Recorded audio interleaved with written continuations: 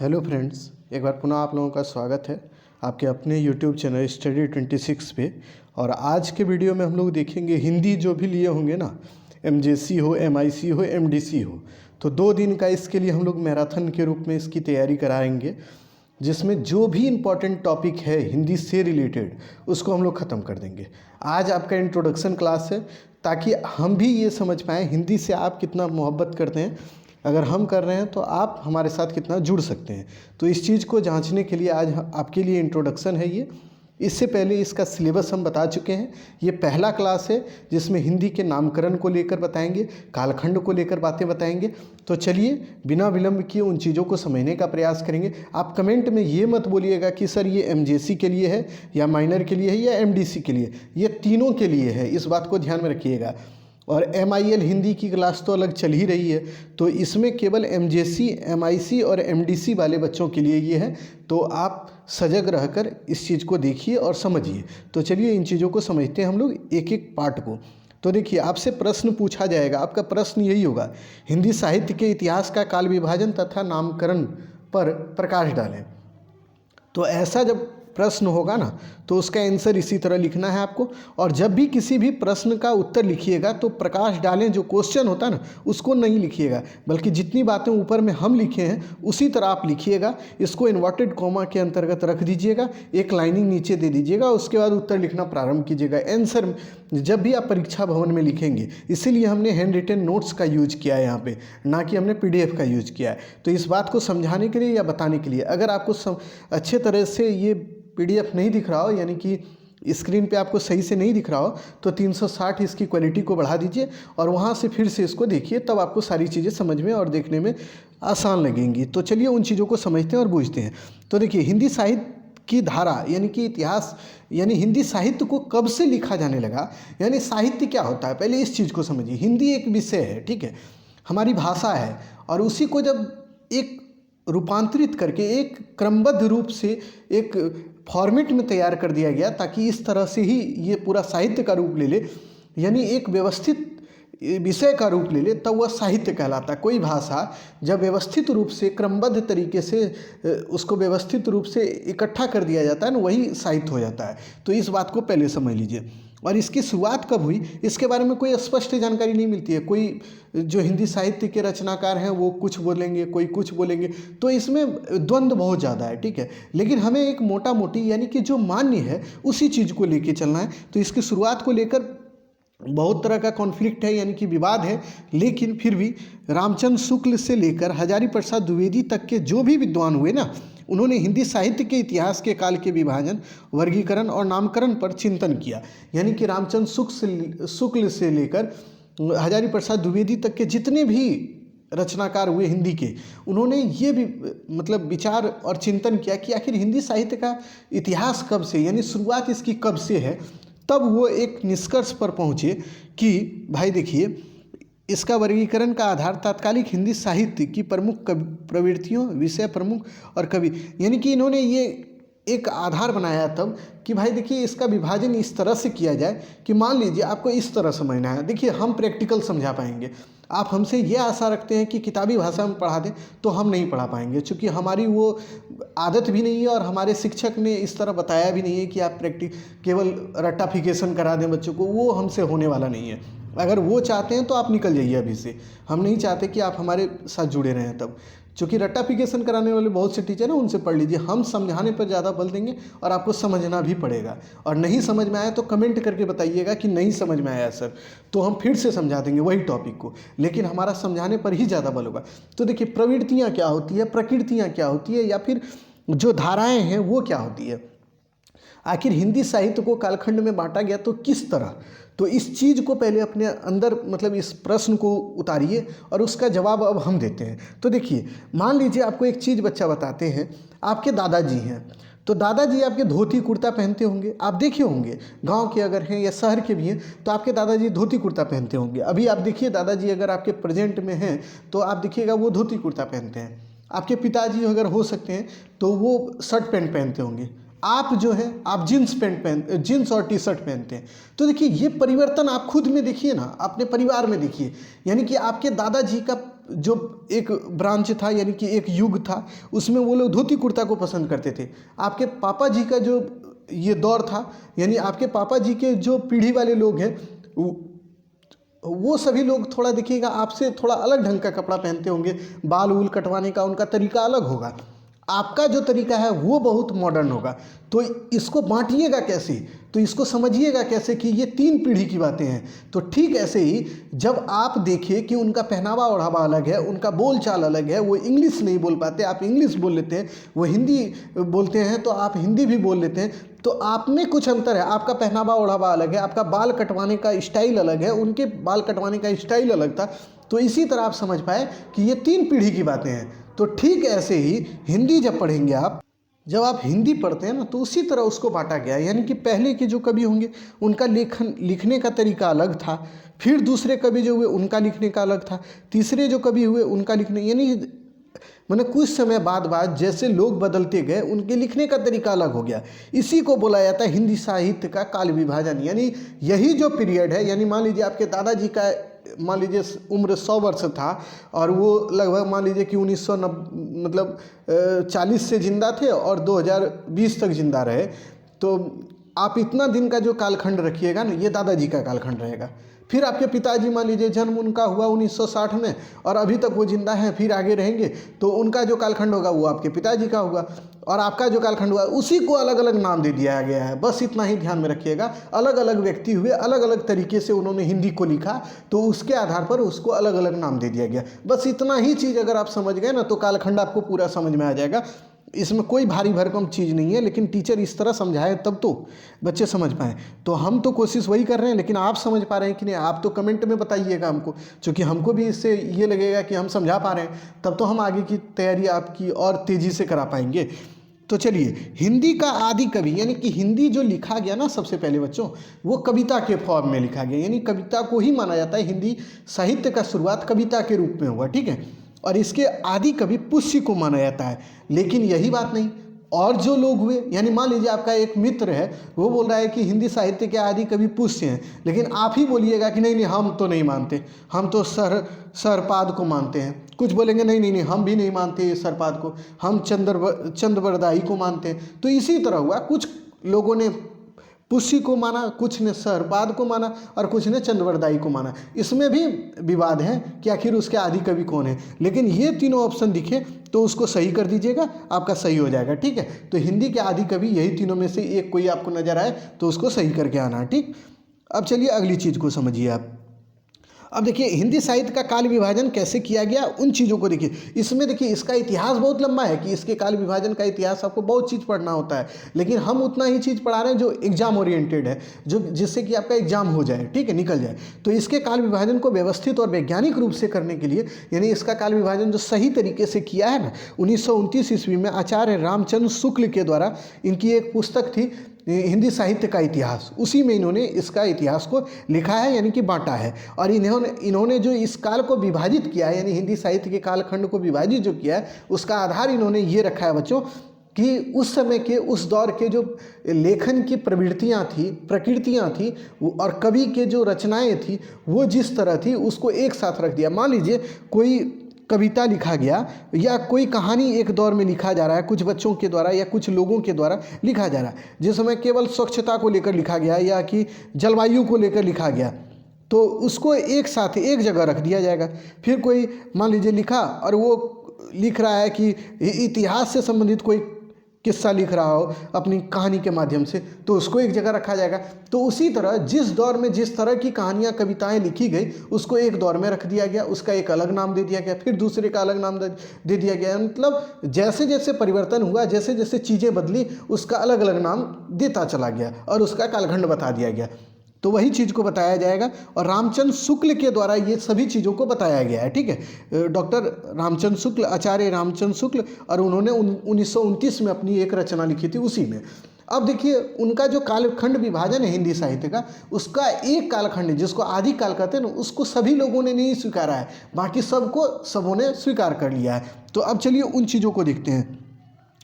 आचार्य शुक्ल के द्वारा 4 युगों में हिंदी साहित्य को विभाजित किया गया है, यानी बोला गया है कि हिंदी साहित्य का लेखन कार्य जो है वो 4 युग में बट के हुआ था। तो पहला युग क्या है, आदिकाल, जिसको वीर गाथा काल कहा गया है, जो कि संवत 1050 से 1375 ईस्वी तक चला, आदिकाल। दूसरा काल क्या है बच्चों, तो उसको देखिएगा तो उसमें है कि पूर्व मध्यकाल। पूर्व मध्यकाल उसे कहते हैं ना बच्चों, जो मध्यकाल से पहले के काल को पूर्व मध्यकाल बोला जाता है, यानी जहाँ पे मध्यकाल शुरू नहीं हुआ है उसके पहले के काल को पूर्व मध्यकाल बोला गया।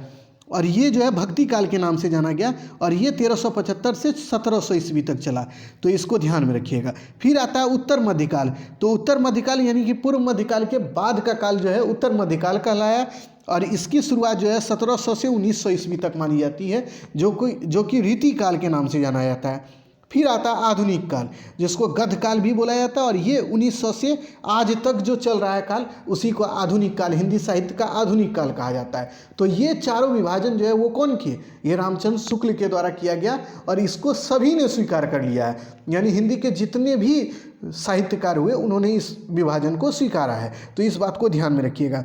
पहला है आदिकाल, फिर है पूर्व मध्यकाल, फिर है उत्तर मध्यकाल, और तीसरा है, चौथा है आधुनिक काल। इतने कालखंड को याद रखिएगा। पहला है 1050 से 1375, फिर दूसरा है 1350, यहाँ से मतलब पहला खत्म होगा वहाँ से दूसरा, फिर दूसरा जहाँ से खत्म होगा वहाँ से तीसरा, और तीसरा जहाँ से खत्म होगा वहाँ से चौथा। इसी तरह आप जोड़िएगा। फिर देखिए दूसरा जो है 1375 से 1700, और फिर 1700 से 1900, और 1900 से के बाद का जो काल है वो आधुनिक काल है। इतनी बातें आप समझ गए होंगे, हमारी कोशिश यही रही है कि समझाने की। अब देखिए आदिकाल को छोड़कर आचार्य शुक्ल के सभी काल विभाजन को सभी विद्वानों ने स्वीकृत किया है, ये बात तो हम पहले भी बता दिए। अब देखिए क्या, अब देखते हैं आदिकाल। तो अब एक एक करके कालखंड को पढ़ते हैं। आदिकाल को पढ़ेंगे, फिर पूर्व मध्यकाल को पढ़ेंगे, फिर उत्तर मध्यकाल को पढ़ेंगे, और फिर आधुनिक काल को पढ़ेंगे। तो अब एक एक करके पढ़ते हैं हम लोग। तो देखिए आदिकाल जो है आचार्य शुक्ल के द्वारा आदिकाल को महाराजा भोज से लेकर हमीर देव तक के काल को माना गया है। यानी आदिकाल, आपसे पूछा जाएगा कि आदिकाल कब से कब तक चला, तो महाराजा भोज से लेकर हमीर देव जो थे इतिहास का मतलब माफ़ कीजिएगा रचनाकार, हिंदी के रचनाकार, उनके काल तक को आदिकाल माना गया है। और यह इसका कालखंड क्या था, तो 1050 से 1375 ईस्वी तक का कालखंड जो है आदिकाल का है, और इसको वीरगाथा काल भी कहा जाता है। क्यों कहा जाता है भाई, तो इस काल में जानते हैं वीरगाथा का मतलब होता है ना, इसमें वीरों की, लड़ाइयों की, युद्धों की जानकारी ज़्यादा मिलती है, इसीलिए इसको वीरगाथा काल कहा जाता है। किसको, आदिकाल को। और ये कब से कब तक चला है बच्चों, 1050 से 1375 तक। और कहाँ, कौन इसके पहले रचनाकार हैं, तो इसके रचनाकार पहले हैं भोज, महाराजा भोज से लेकर हमीर देव तक के काल को आदिकाल माना गया है। इतना बात याद रखिएगा। लेकिन जो आदिकाल का नामकरण किया गया है ना शुक्ल जी के द्वारा, यानी रामचंद्र शुक्ल के द्वारा, उसको सभी लोगों ने स्वीकार नहीं किया गया है। सभी ने अपने अपने ढंग से इसका नामकरण फिर से दिया है। तो उस चीज़ को अब देख लेंगे हम लोग धीरे धीरे। और पहले तो देखिए इसका नामकरण क्यों किया गया, उसी चीज़ को पहले हम बता दें कि रामचंद्र शुक्ल के द्वारा इसका नामकरण इसलिए किया गया बच्चों, इस काल की जितनी भी लिखी गई रचनाएँ हैं उनकी मुख्य विशेषताओं के आधार पर, प्रवृत्तियों के कारण इसका नाम रखा गया है जो है आदिकाल। और इस समय की जितनी भी रचनाएं लिखी गई हैं वो प्रमाणिक नहीं है, अप्रमाणिक है, यानी कि वो सही नहीं है, वो मिथक से भरा पड़ा है, इसीलिए इसको आदिकाल बोल दिया गया। इस काल की जो भी रचना है वो उसकी सबकी विशेषता यही है कि वो अप्रमाणिक है, इसीलिए उसको आदिकाल में रख दिया गया है। यानी एक तरह की विशेषता वाले चीज़ों को एक काल में रखा गया है, तो उसमें एक है आदिकाल। ठीक है, तो इसी तरह याद रखिएगा आप, जिसे बहुत बाद में खोजा गया, ये बात भी ध्यान में रखिएगा। आदिकाल का अलग अलग नामकरण भी अलग अलग विद्वानों के द्वारा किया गया, तो वो कौन कौन है, तो उसको अब देखिए। राजकुमार वर्मा के द्वारा इसको संधि काल और चारण काल कहा गया, जिसको संधि काल को इन्होंने कहा है 750 से 1000 ईस्वी यानी संवत तक का काल को संधि काल बोला है, और संवत 1000 से 1375 संवत तक के काल को इन्होंने चारण काल कहा है। किसने, राजकुमार वर्मा ने। उसके बाद देखिए राहुल सांकृत्यायन के द्वारा इसको सिद्ध सामंत काल कहा गया है, यानी सिद्ध सामंत काल इन्होंने आदिकाल को ही कहा है। कौन, राहुल सांकृत्यायन ने। फिर देखिए महावीर प्रसाद द्विवेदी ने इसको बीजवपन काल कहा है। बीजवपन काल किसने कहा है, महावीर प्रसाद द्विवेदी ने। फिर देखिए विश्वनाथ प्रसाद ने इसको वीर काल कहा है, और फिर आचार्य हजारी प्रसाद द्विवेदी ने इसको आदिकाल कहा है। तो इतनी बातें आपको याद रखनी है। कि किसने क्या क्या कहा है, ठीक है। इससे रिलेटेड आपके प्रश्न पूछे जाएंगे और उसको मिलाने के लिए दिया जा सकता है। तो इतनी बातें आपको ध्यान में रखनी है। अब देखिए पूर्व मध्यकाल। पूर्व मध्यकाल को फिर क्यों पूर्व मध्यकाल बोला गया? तो इसमें जो लेखन की प्रवृत्तियाँ थी, यानी हिंदी साहित्य जो लिखा गया साहित्यकार के द्वारा, उसकी प्रवृत्तियाँ अलग हो गई, यानी फिर से दूसरी हो गई, बदल गई। तो इसलिए जो इनकी विशेषताएँ एक तरह की हुई, इसी के आधार पर इसको पूर्व मध्यकाल बोला गया। तो अब देखिए इस काल को पूर्व मध्यकाल शुक्ल जी ने कहा, और इसे भक्ति काल भी कहा जाता है, क्योंकि इसमें भक्ति से संबंधित यानी राम भक्ति है, कृष्ण भक्ति है, सूफी संत हुए, इन सभी के द्वारा जो रचनाएं लिखी गई, इसीलिए इस काल को भक्ति काल कहा गया। और ये 1375 से 1700 ईस्वी संवत तक का माना जाता है काल, ठीक है। और इसको 4 शाखाओं में बांटा गया है शुक्ल जी के द्वारा, रामचंद्र शुक्ल के द्वारा इसको 4 वर्गों में बांटा गया है पूर्व मध्यकाल को। तो वो कौन कौन सा वर्ग है, अब उस चीज़ को देख लीजिए तो आप समझ जाइएगा। पहला है ज्ञान मार्गी शाखा, प्रेम मार्गी शाखा, राम भक्ति शाखा, कृष्ण भक्ति शाखा। हमने बताया भक्ति काल इसीलिए कहा गया क्योंकि इसमें ईश्वर की भक्ति को लेकर जो भी रचनाएं लिखी गई और उसकी प्रवृत्तियाँ एक थी, इसीलिए इसको भक्ति काल कहा गया।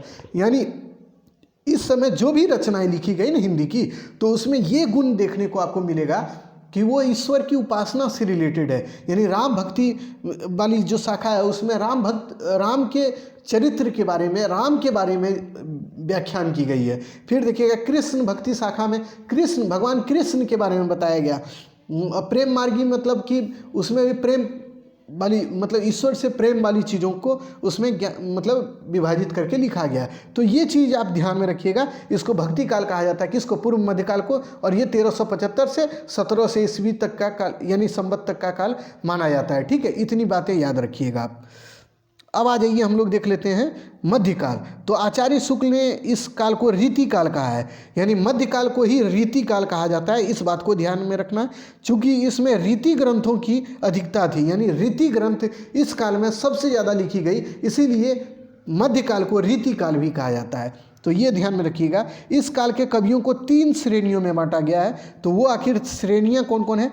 तो रीतिबद्ध, उसके बाद है रीति मुक्त और रीति सिद्ध। ये 3 श्रेणियों में रीति काल को बांटा गया है। पहला है रीतिबद्ध, रीति मुक्त और रीति सिद्ध। तो इसमें होगा कौन? इसके रीतिबद्ध में 2 मतलब महत्वपूर्ण साहित्यकार का नाम याद रख लीजिए, हिंदी साहित्य से जुड़े हुए। रीतिबद्ध में है केशव देव और चिंतामणि। रीति मुक्त में है धनानंद और ठाकुर और बोधा, ये 3 नाम रखिए। रीति सिद्ध में जो है महाकवि बिहारी। तो इतनी बातें याद रखिएगा, आपको ज़्यादा परेशान करने की हमारी कोई मंशा नहीं है, उतनी ही चीज़ें बताने की मंशा है जितना आपको याद रह जाए। तो ये रीति काल को 3 भाग में बांटा गया है, रीतिबद्ध, रीति मुक्त और रीति सिद्ध। इतनी बात याद कर लीजिए बस, और कुछ नहीं। यानी इसको मध्यकाल को रीति काल बोला जाता है।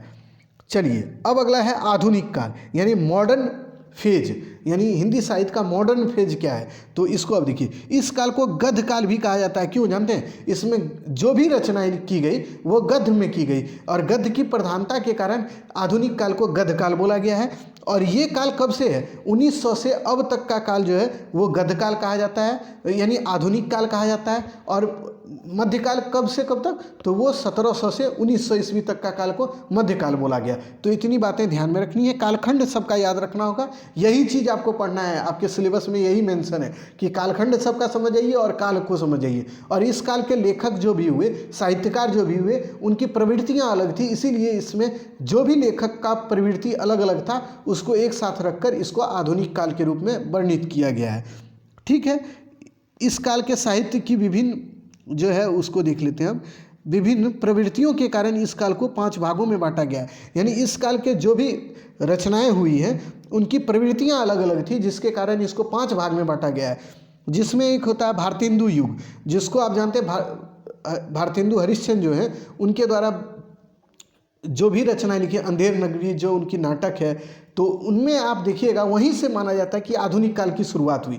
तो पहला होता है भारतेंदु युग, जिसको अलग अलग अब पढ़ना है। इसमें केवल आपको बताएंगे कौन कौन पार्ट में बटा हुआ है, और इसको अब एक एक करके हम लोग पढ़ेंगे अगले वीडियो में, क्योंकि आपके पार्ट में मतलब आपके सिलेबस में उस चीज़ का भी चर्चा है कि उस काल के कौन कौन से कवि हुए, कौन कौन सी रचनाएँ हुई, उन चीज़ को भी हम बाद में बताएंगे, ठीक है। तो भारतेंदु युग, उसके बाद द्विवेदी युग, उसके बाद छायावादी युग, उसके बाद देखिए प्रगतिवादी युग है, और फिर है प्रयोगवादी युग। आधुनिक काल को 5 भाग में बांटा गया, भारतेंदु युग, द्विवेदी युग, छायावादी युग, प्रगतिवादी युग और प्रयोगवादी युग। इन 5 भागों में आधुनिक काल को बांटा गया है। इतनी चीज़ें अगर आप देख लिए या जान लिए तो आपका पहला टॉपिक जो है ना वो समाप्त हो जाता है कि हिंदी साहित्य का इतिहास का कालखंड विभाजन कैसे किया गया, यानी हिंदी साहित्य के इतिहास का काल विभाजन कैसे हुआ, और उसमें आपको पढ़ना जो था नामकरण उसका कैसे कैसे, यानी कि उसका और नाम क्या क्या है। जैसे आदिकाल को अन्य नाम से वीरगाथा काल कहा जाता है, पूर्व मध्यकाल को क्या कहा जाता है, उसको बोला जाता है पूर्व मध्यकाल को। अभी तुरंत हम बताइए तो कमेंट करके तुरंत आप। उसके बाद देखिए मध्यकाल को क्या बोला जाता है उसको भी बताइए आप। आधुनिक काल को क्या कहा जाता है उसको भी बताइएगा। तो ये तीनों को बताइएगा एकदम हाइफन में रख के कि हाँ सर इसको ये बोला जाता है, इसको ये बोला जाता है। हम जान रहे हैं लेकिन हम आपको बता नहीं रहे क्योंकि हम भी चाह रहे हैं कि आपकी मतलब सीखने की प्रवृत्ति कितनी है वह भी तो हमको पता चले। तो ठीक है, इस चीज़ को आप समझ गए। तो आज के वीडियो में इतना ही। अगला वीडियो जो होगा, अगर आपकी प्रतिक्रिया सही रही तो यकीन मानिए आपका अगला वीडियो भी तुरंत आने वाला है, क्योंकि उसमें भी हम काम कर चुके हैं। और ये अब मैराथन आएगा जिसमें आपका पूरा यूनिट 1 खत्म, एक यूनिट में। कालखंड विभाजन जो है वो बड़ा था, उसको अलग पढ़ाना जरूरी इसलिए है क्योंकि इसके बाद ही सारी चीज़ों को आपको अलग अलग करके हम पढ़ा पाएंगे। तो अगर वीडियो पसंद आया हो तो प्लीज़ सब्सक्राइब कीजिएगा, चैनल को लाइक कीजिएगा, वीडियो को शेयर जरूर कीजिएगा। फिर मिलते हैं अगले वीडियो में, तब तक के लिए धन्यवाद।